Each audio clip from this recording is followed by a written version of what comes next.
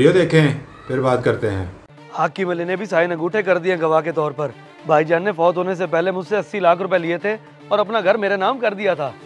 चाचू ने जो किया सो किया, कम से कम आप तो ऐसा ना करते अंकल। आपका तो बड़ा करीबी ताल्लुक था अबू से।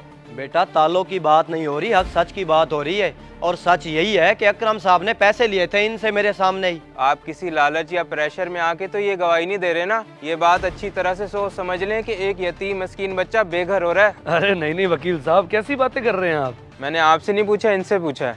बताएं जनाब। नहीं सर, गवाही देना मजाक तो नहीं होता। मेरे सामने ही सब हुआ था, पैसों का लेन देन, घर नाम करने की जबान, यहाँ तक के पटवारी के पास भी चले गए थे हम। ठीक है जी, इन कागजात के मुताबिक इस बच्चे का उस घर से कोई लेना देना नहीं है। ठीक है वकील साहब, बहुत शुक्रिया। चलो। और हाँ बेटे, ये तेरा कपड़ों का बैग रख दिया, जूते भी इसमें डाल दिए हैं ताकि तू दोबारा उस घर का रुख ना करे।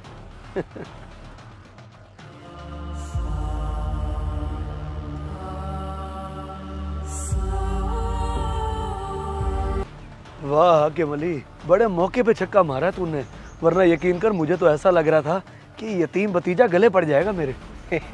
ओ सर जी, पैसा चीज ही ऐसी है, बड़ी बड़ी गवाहियां दिलवा देता है।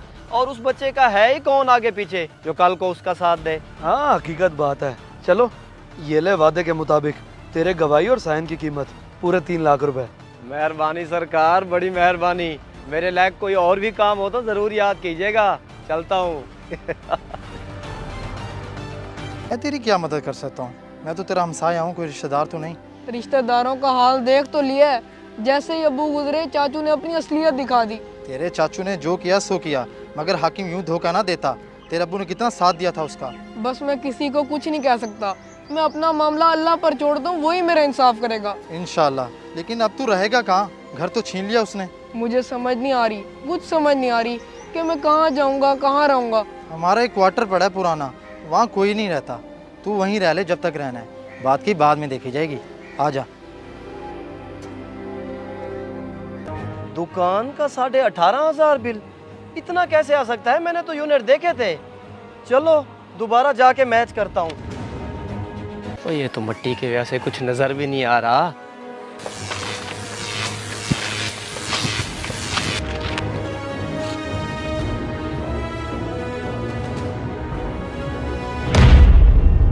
अगर तेरे साथ ये सब हुआ है तो तू मुझे क्यों बता रहा है आके? अभी भी टाइम है, उस यतीम का सब वापस कर दें। कहीं आप भी मेरी तरह अल्लाह की पकड़ में ना आ जाए। और जा मुझे ना समझा। अगर तेरे साथ कोई हादसा हो ही गया तो तू उसे पकड़ का नाम दे रहा है, ना लगाता फिर मीटर को हाथ। आप नहीं समझ रहे, जब अल्लाह समझाएगा तो फिर अच्छे से समझ आ जाएगी। मेरा हाल देख के ही समझ जाए। ओ चल निकल यहाँ से, और आइंदा के बाद ना ही मेरे दरवाजे पे। ये घर तो मैं कभी उसे वापस ना दूं। चल। ठीक है, अब मैं भी उस यतीम बच्चे का ही साथ दूंगा। भाई तू तो हमसाया है उसका, तुझे पता है कि अहमद कहाँ पर है? अहमद का?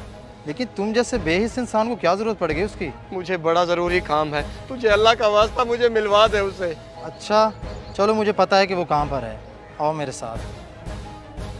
गवाही और साइन, लेकिन तुम तो उस दिन कह रहे थे कि हक सच का साथ दे रहे हो, तो फिर ये सब क्या है? झूठ बोला था मैंने पैसों के लालच में आके, और उसकी सजा मुझे अल्लाह ने दे दी। जिस हाथ से साइन किए थे वही हाथ ही जल गया। ओए होए अस्तगफिरुल्लाह। तो फिर अब क्या चाहते हो तुम?